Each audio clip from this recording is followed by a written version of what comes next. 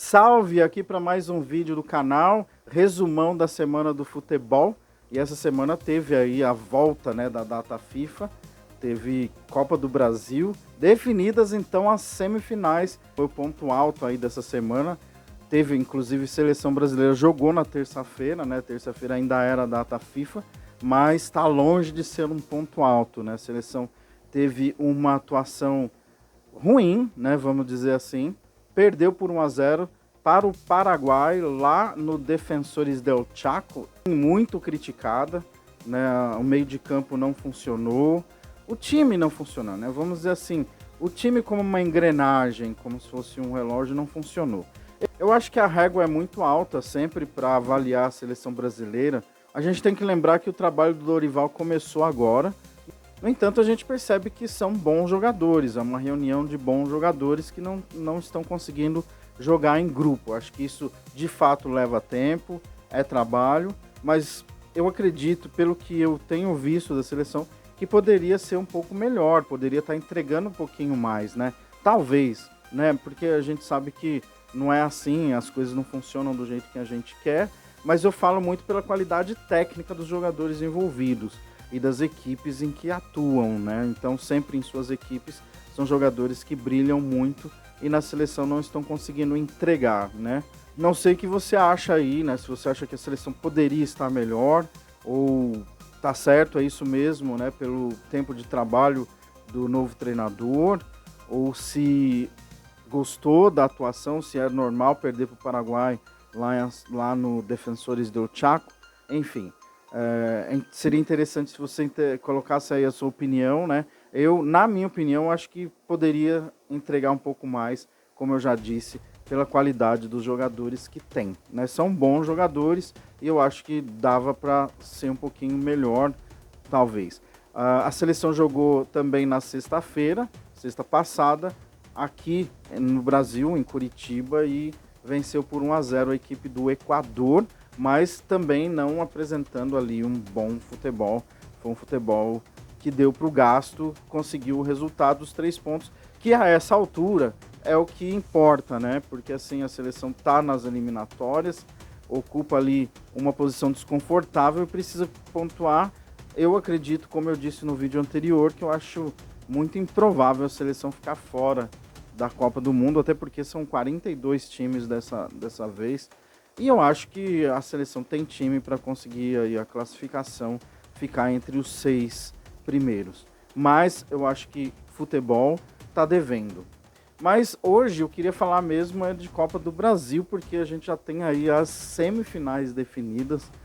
E tivemos aí bons jogos, bons confrontos, né? O confronto do Corinthians lá na Neoquímica Arena contra o Juventude. O Corinthians fez 3-1 num jogo cheio de empolgação pela chegada do Memphis, né? A contratação aí. Então o Corinthians teve uma semana muito em alta, né? Parece que virou aquela chavinha, fez um jogo contra o Flamengo, venceu o Flamengo em casa, aí teve a semana Memphis e depois no jogo da volta aí contra o Juventude conseguiu inverter, fez 3-1 e no agregado passou para a semifinal da Copa do Brasil e vai pegar nada mais, nada menos do que o Flamengo. O Flamengo passou, venceu os 2 jogos contra o Bahia, lá em Salvador 1-0 e no Rio 1-0, então pega o Corinthians. Então essa é uma das semifinais e a outra semifinal ficou entre Vasco, que eliminou o Atlético Paranaense na quarta-feira nos pênaltis, contra o Galo Mineiro, que eliminou ontem o São Paulo lá na MRV Arena, empatando o jogo em 0-0, mas havia vencido o primeiro jogo lá no Morumbis por 1-0, e eu acho que foi ali que o São Paulo perde a classificação. Eu acho que todos que saíram na frente, com exceção do Juventude, acabaram levando a vantagem, acabaram passando. O segredo, né, não sei se é um segredo, mas é 90% de tudo, é fazer um bom primeiro jogo, fazer resultado no primeiro jogo e aí poder ir tranquilo para o segundo, né, com tranquilidade para tentar resolver o segundo. Eu acho que foi o que aconteceu. Então, das 4 equipes, as 3 que saíram na frente passaram e só o Corinthians foi quem conseguiu inverter o resultado, saiu perdendo de 2-1 lá, mas em casa inverteu por 3-1. No caso do São Paulo e do Bahia, eles perderam fora de casa. Então, eu acho que as coisas já ficaram bem difíceis, já de saída, de largada, né? Então, foi isso que aconteceu. Esses confrontos são bem interessantes, ao meu ver, e eu vejo aí os favoritos. Eu acho que no confronto entre Vasco e Atlético Mineiro, apesar, eu acho que o momento do Atlético, o time do Atlético ainda acho que pode oferecer mais pelo elenco que tem, pela qualidade que tem. Ontem fez um jogo para passar, né? Eu acho que teve o resultado aí, né, como diz o ditado, o regulamento embaixo do braço. São Paulo forçou mais, mas também não conseguiu criar muito. Esse foi o jogo que eu fiz, comentei lá pela web rádio Sempre Mais. Então eu vi o jogo inteiro, acompanhei em detalhes, mas e o Vasco, né, é um time que vem em ascensão. Então acho que esse confronto entre Atlético e Galo, eu acho um pouquinho equilibrado, tá? Pelo momento do Vasco, pelo momento do Galo, mas eu ainda acho que o Galo é um pouquinho, ligeiramente favorito. Então são palpites, pitacos, você pode dar o seu aí, pode discordar e que tá tudo bem. Mas eu acho que o Galo é levemente favorito para esse confronto. E no outro confronto entre Flamengo e Corinthians, eu acho que o Flamengo tá aí um pouquinho na frente do Corinthians, apesar de todo aquele momento de empolgação que o Corinthians passou na semana, mas eu acho que é pesado enfrentar o Flamengo, que já foi inclusive finalista no ano passado, perdeu a final ano passado, né, para o São Paulo, foi vice-campeão e acho que esse ano vai tentar aí descontar, né? Então eu acho que os favoritos para chegarem ali na final, no confronto final, são Flamengo e Galo, mas isso um favoritismo leve, tá? Não acho que são franco favoritos, acho que são um pouquinho favoritos, vamos dizer assim.